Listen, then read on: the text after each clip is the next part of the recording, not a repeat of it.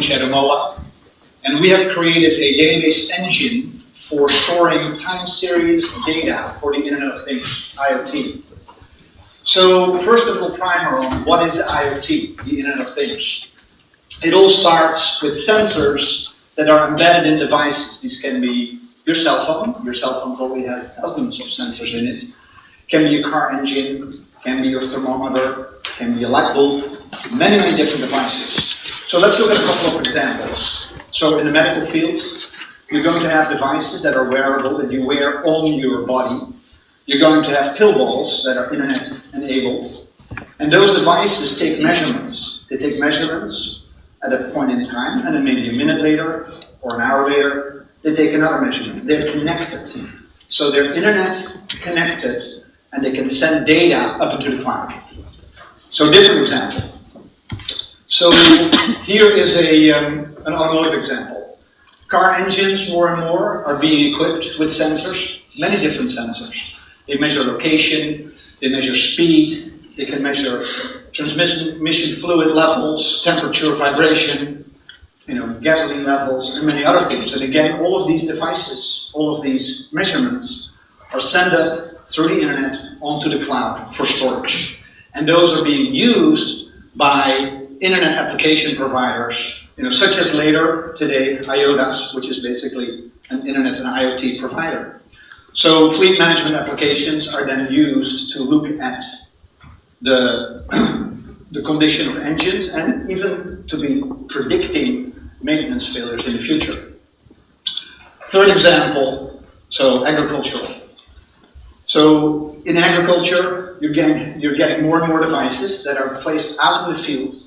They're measuring sunlight, pH, water levels, rainfall, air temperature, humidity, what have you. And those values, again, are measured over time at certain points in time, and they're sent up to the internet for storage. And for the storage, that's where we come in, with DB4IoT, the database for the Internet of Things. So with DB4IoT, we store these time events in a time series database. So let me make some bold statements. IoT, or the Internet of Things, will reduce medical costs dramatically. It will lead to longer lives. It will lead to less suffering. In the automotive industry and in other industries where you have engines, it will move us from an emergency maintenance mode to a preventative maintenance mode, leading to enormous savings, enormous efficiency gains. In agriculture and in water distribution, for instance, it will lead to less water that's lost. It will lead to less water or nutrients or chemicals that need to be used to increase crop yields. So what do? So we have created a database for IoT that has a number of very significant advantages. So as these time series data points come in, you need to store them. And of course, if you have tens of thousands or millions of devices in the field, you need to store them and ingest them at very high speeds. We ingest data 20 to 50 times faster than existing technologies. We shrink the data for about to 95% in a lossless and compressionless way. So we can store more data on a single server, and as a result, you need fewer servers to serve the same amount of data. Analytics, we're 10 to 100 times faster. Where we really shine is in mapping data, which you can see upstairs in our booth. We can take a database with hundreds of millions of objects, map it 10 times a second on a single server. So we have 4 issued patents. The technology has been used in production for the last 4 years, and we're now adding the time series component to it. So here's how we compare to some of the existing database engines. If you need one DB4IoT server, you would need 5 Oracle or Microsoft SQL servers. You would need 10, 12 Cassandra or MongoDB servers with other time series dedicated databases. You need even more servers. So how do we do this? Well, it's very simple. The principle is very simple. If you look at existing databases, the way databases work is they grab pieces of data and move this from disk to RAM to processor cache. But with traditional databases, they don't use all the space, they only use a fraction of the space. We shrink the data in a compressionless way, and when we grab a piece of data, we grab 10 times as much real information and move it to disk, from disk to memory to processor cache. And that's how we can store 10 times as much, and we're that much faster because we need to do fewer reads to get the same information out. Okay, nice. What does that mean from a monetary perspective? So the predictions are, IBC, Gartner, that this will be close to a $2 trillion industry by 2020. That means that it will be around $100 billion roughly for the database storage and database services market by 2020, $100 billion. So where are we with our current technology? We're going to beta with the first beta customers in the next 2 weeks.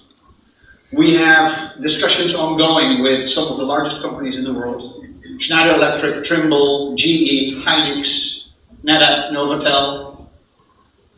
And those companies would use our technology to store their IoT data. And many of them have millions of devices out in the field. So, a little bit quick about our company. We were founded in 2010. We developed this technology in a non-time series environment. We have over 1 billion records that we store currently, and we have 4 patents that were issued, and we raised $500,000 last year to take our next step, and that was basically develop DB4IoT. I started my first company when I was 11. It failed. I started my second one when I was 19. It also failed. But after that, I had a couple of successes. I had exits to Visio, now owned by Microsoft, Amazon, and private investors. Bob Lee, who's also here, is my partner in crime. He's been involved with 5 different startups and 3 different software startups. Then Roy Ward is the inventor. It's a guy who at the age of 21 received basically a master's degree with honors in math. So Lacey Powers is a walking dictionary of database technology. Oops, wrong direction. Okay, technology. So what's the opportunity here? Of course it would be wonderful, and I wouldn't have a problem with it, and neither would any of the investors here, if we get 10 or 20% of a $100 billion market share market in 2020. How likely is that? Well, right now we're ahead technologically of all the main database developers, but how likely is it that we will continue to out-engineer Oracle, SAP, Amazon, Google, and all the others combined? Maybe not so. So it's quite possible that some of those guys will come up with similar technology that we've created, and that we, plan B, will have to sell. And that's a really interesting part of this market. It's not just the little startups that realize how big IoT is. The big companies know this too. So what's happening in IoT world is that all the large companies are making acquisitions left and right. Acquisition prices are anywhere from $50 million to the highest $16 billion that was recorded when Intel bought a company. Jasper Technologies, a database company, was acquired earlier this year for $1.4 billion. So there's a huge opportunity for us. What's interesting to me is there are so many of these 800-pound gorillas that make 100 million plus acquisitions routinely. It's the chip manufacturers, Intel, Hitachi, and others. It's the device manufacturers. Cisco is very active, GE is very active, PTC. Moving up, it's the telcos, AT&T, and the other companies. It's also the database companies, Oracle, SAP. And then, of course, at the end, it's companies like Amazon and Microsoft who run the platform business. So for us, it's a great opportunity to position us as an essential technology, and a couple of years down the road, see offers from multiple partners. I have 13 seconds left.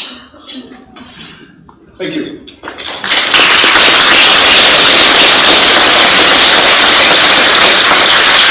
Quickly, I just like to introduce Adam Stone and that other guy.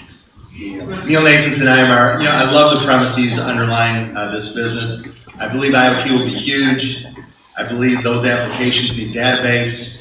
I believe traditional databases are inadequate. So it all makes sense to me. So you're done. Somebody's going to be a big winner, no doubt about it. Probably some company that has a world-class development team, strongly capitalized, and focused on getting there first.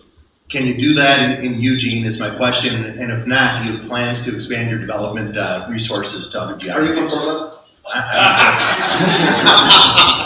Okay, But so go Ducks. okay, thank you. So yeah, I think we can do that. So otherwise I wouldn't be here.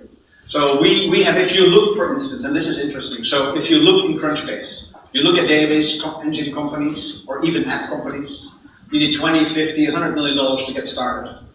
We've had $675,000 in investment so far, and we've gotten this far.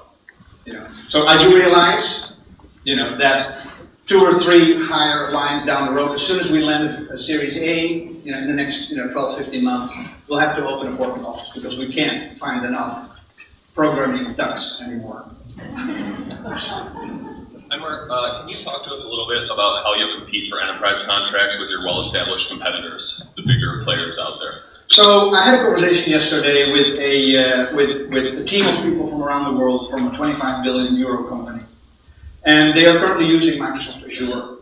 And they tested Microsoft Azure IoT, which is specifically created by Microsoft for IoT, on how fast they could ingest data. And they want to ingest 100,000 events per second. It took them 30 servers to do that. Our measurements right now are 200,000 events on a single server. So we will compete on the database technology level. But what's happening with platforms like Amazon IoT and Microsoft Azure IoT is they will welcome other database providers in their ecosystem.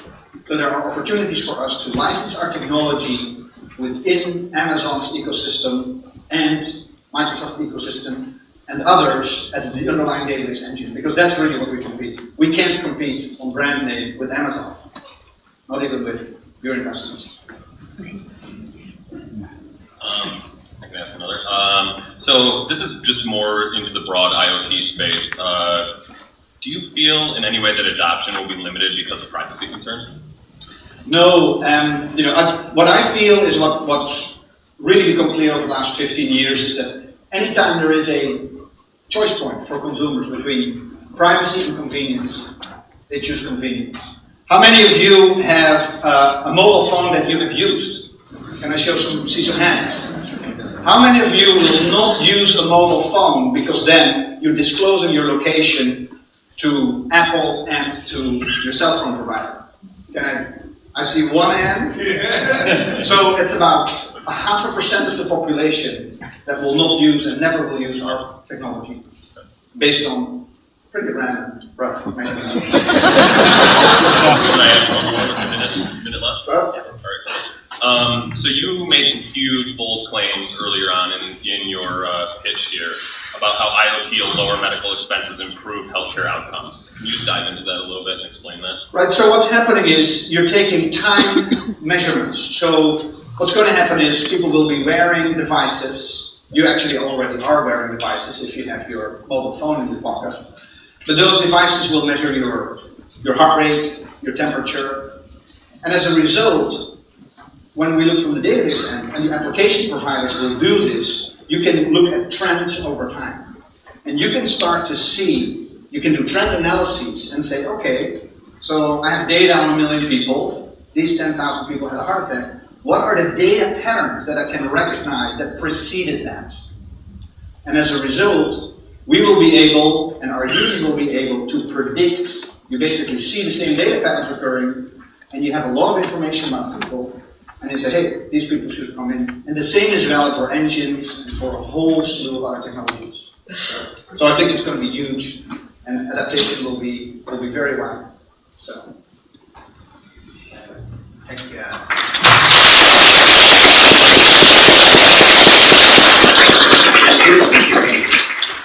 So, do you guys remember that time that Steve Harvey screwed up Miss Universe?